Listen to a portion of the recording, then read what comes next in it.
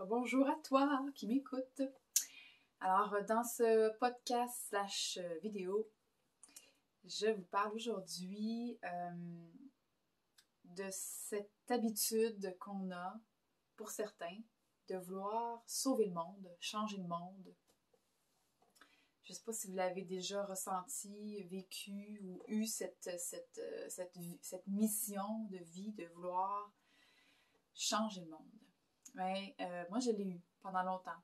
Pour ceux qui ont lu mon livre Qu'est-ce qui se passe entre vos deux oreilles, que j'ai écrit de ça, mon Dieu, ça fait déjà plus de 5-6 ans. J'avais 26 ans, 27 ans, je pense, à l'époque. Il y a beaucoup de chemin, beaucoup d'eau qui a coulé sous les ponts, comme on dit, n'est-ce pas? Et qu'est-ce que je disais déjà? Ah oui, sauver le monde.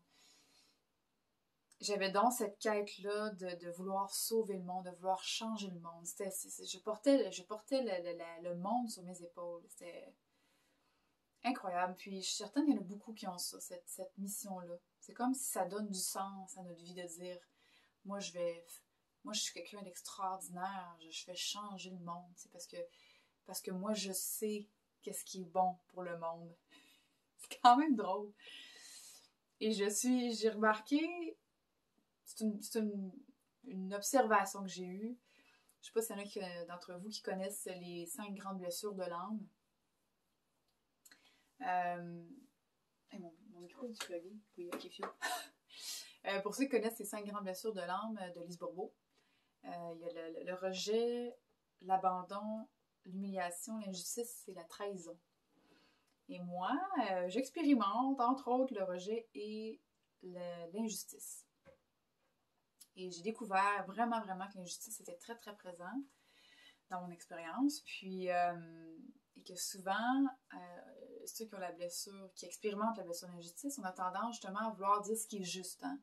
Nous, on sait ce qui est bon, ce qui est bien, ce qui est juste. Puis je rigole, mais prenez-le pas au premier degré. C'est ce que moi, avec moi, je me suis observée, puis j'ai bien ri, tu sais, en m'observant vouloir changer le monde parce que moi, je savais ce qui était bon pour les gens, tu sais. Quand j'ai pris conscience de ça, je me suis dit waouh, quel beau trip d'ego, quand même. Qui suis-je, moi, pour changer le monde? Hein? Qui suis-je, moi, pour dire aux gens qu'est-ce qu'ils doivent faire pour qu'on ait un monde meilleur?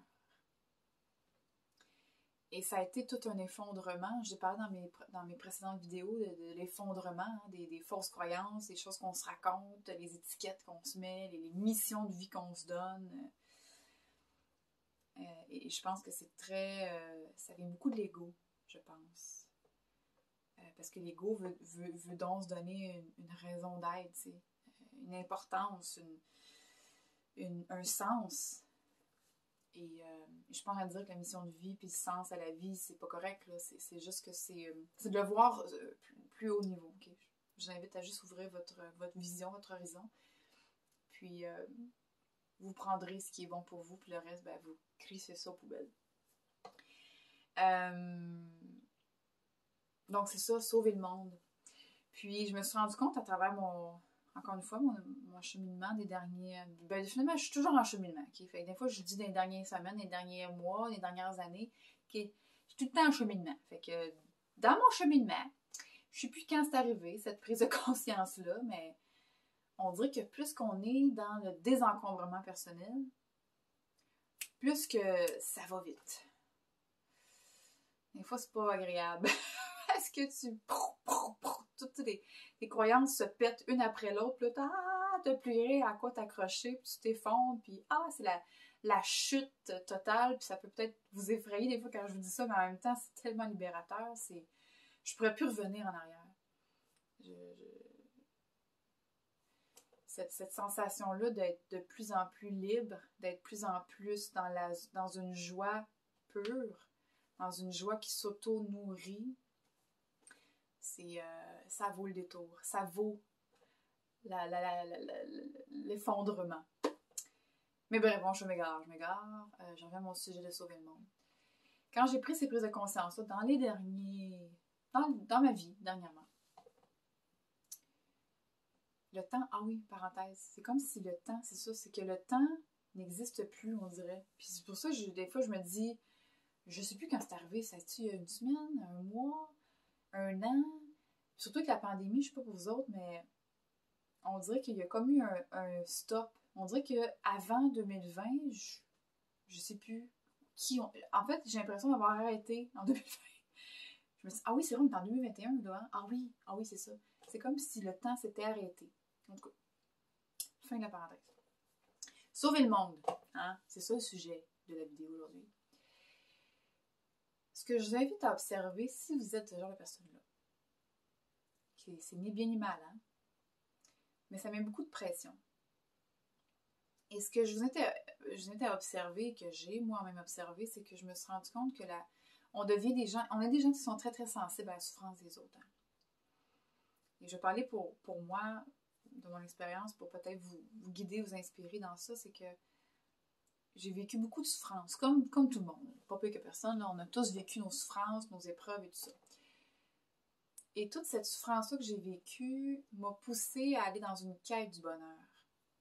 Et quand tu es dans une quête du bonheur, ben, tu découvres des affaires, puis tu as envie de partager ça à tout le monde, puis de dire à tout le monde « Hey, c'est possible d'être bien, puis voici comment! » Puis là, on veut changer le monde, on veut sauver le monde, on veut plus qu'il y ait de souffrance sur la planète. T'sais. Et c'est honorable, il n'y a rien de méchant là-dedans, sauf que, encore une fois, quand on revient à l'essence de ça, c'est de dire, c'est comme si ça vient toujours d'une intention de peur, de manque, ou bien de peur de fuir la souffrance. Parce que la souffrance, dans une certaine façon, une certaine perspective, est nécessaire pour pouvoir faire son cheminement. Donc, si on éradique la souffrance, ben,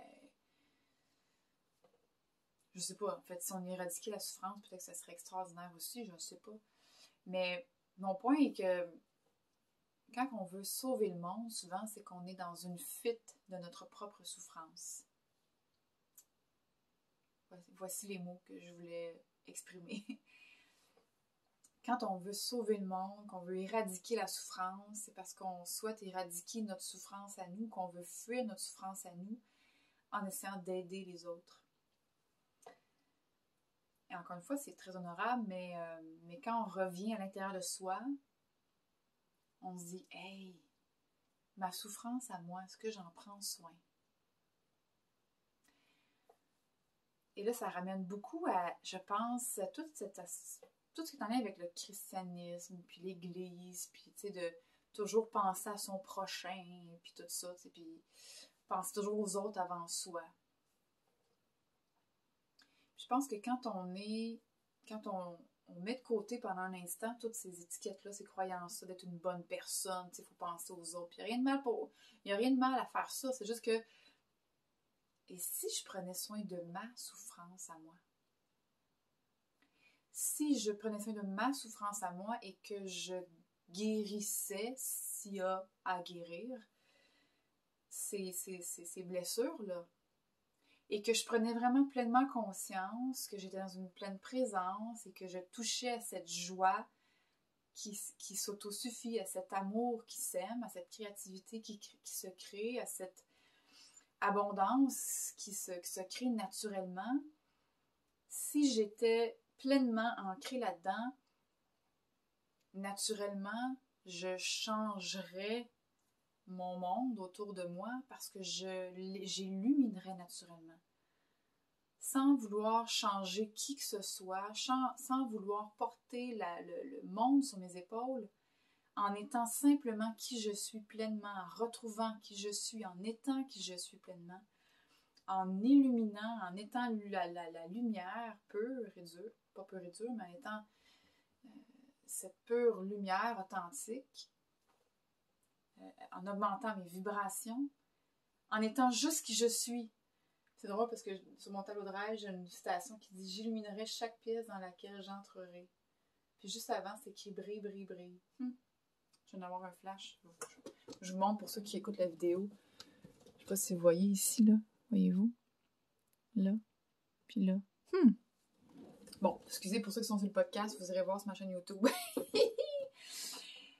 j'ai comme eu un flash, mais quand on illumine, quand on brille, on rayonne et on a un impact sur plein de gens sans avoir à rien faire, sans avoir à leur dire ce qui est bien ou pas. Je pense que si chacun on prenait soin de son monde intérieur, de sa propre souffrance, c'est comme ça qu'on peut vraiment changer le monde, en se changeant, pas en se changeant en allant à la rencontre de qui je suis. Parce qu'on n'est pas un problème à régler, on est un mystère à découvrir. On se voit souvent comme ça, tu sais, moi, j'ai des problèmes, je suis pas correcte, je suis pas à la hauteur, on n'est pas rien, il n'y a rien à changer. On est parfait comme on est. On a juste des choses à observer, à travailler, à guérir, à expérimenter. Tu sais, on n'est pas un problème à régler, on est un mystère à découvrir. Ça change toute la perspective, je pense. Et dernier petit point par rapport à ça, c'est je me suis rendu compte aussi dans cette quête-là de changer le monde, puis tout ça, de vouloir donc aider les gens, c'est parce que quand je voyais une personne souffrir, ça mettait en lumière ma souffrance à moi, que je ne voulais pas aller voir. Donc, je voulais guérir tout le monde autour, que tout le monde soit bien, pour que moi, ça ne vienne pas réveiller ma blessure à moi, ou ma souffrance à moi. Je ne sais pas si ça a du sens pour vous. Donc, quand j'ai pris toute conscience de ça, que la personne qui souffre n'est que le reflet de ma propre souffrance, bien au final, ça me ramène toujours à moi. Ça me ramène toujours à prendre un rendez-vous avec moi-même, à revenir à la maison et à aller voir et à revenir à qui j'ai toujours été, à cet être-là extraordinaire, parfait. Puis je dis pas ça en voulant dire « Ah, je suis parfaite » ou quoi que ce soit. Non, on est des êtres parfaits et imparfaits. Mais on n'est pas des problèmes à régler. Et quand on change notre perception de ça et qu'on est dans l'observation de qui je suis, dans l'observation de mes réactions et qu'on se voit d'une perspective plus haute, au lieu d'être juste la victime de ce qui se passe, être sur la scène puis de jouer la victime, jouer le rôle, bien, on peut sortir de la scène et d'observer la scène en étant dans la salle et dire « Ah, c'est intéressant. Ça me fait souffrir, ça. Ah, qu'est-ce qui me fait souffrir?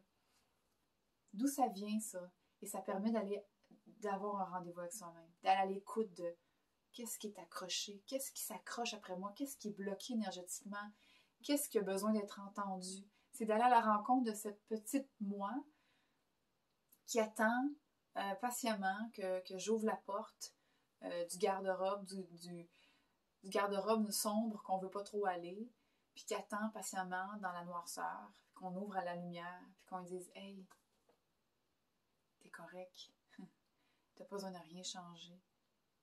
Je t'aime comme tu es. » Fait que c'est ça. Changer le monde, guérir le monde, enlever la souffrance, aider les gens. C'est correct là, d'aider les gens. Il n'y a rien de mal. C'est ce que je fais au quotidien. Et, en faisant ça, j'espère vous guider, tout ça, mais sans attendre de résultats, sans vouloir porter le monde sur mes épaules, parce que je prends soin de ce qui est à l'intérieur de moi en premier. Et c'est ça la meilleure façon de changer le monde. Puis après ça, ben, on le fait à notre façon. Que ce soit par des podcasts, que ce soit en illuminant, en étant la lumière dans chacune des pièces que vous êtes, en étant avec les gens, simplement par votre présence, votre silence peut être encore plus puissant que bien des paroles. Donc, que ce soit dans l'écriture d'un livre, au travail, peu importe le travail ou ce que vous en faites, ce n'est qu'une excuse pour expérimenter qui vous êtes pleinement dans votre lumière et dans votre pardon aussi. Hein? C'est un tout ça. Arrêtons, si possible, de se séparer. Bien, mal, noir, blanc, positif, négatif, bonne personne, mauvaise personne. Tant qu'on a la séparation, On souffre l'unification de tout ça, de nos parts d'ombre, de notre lumière, du beau, du mauvais, la joie, la tristesse, tout ça, ce n'est qu'un. Et c'est ça, revenir à la maison, c'est de retourner à l'essence de qui l'on est. Alors, voilà. J'espère que ça vous inspire ou pas.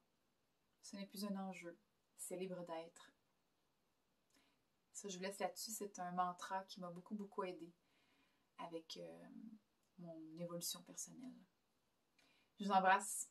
On se voit dans une nouvelle vidéo ou un nouveau podcast. Bye bye!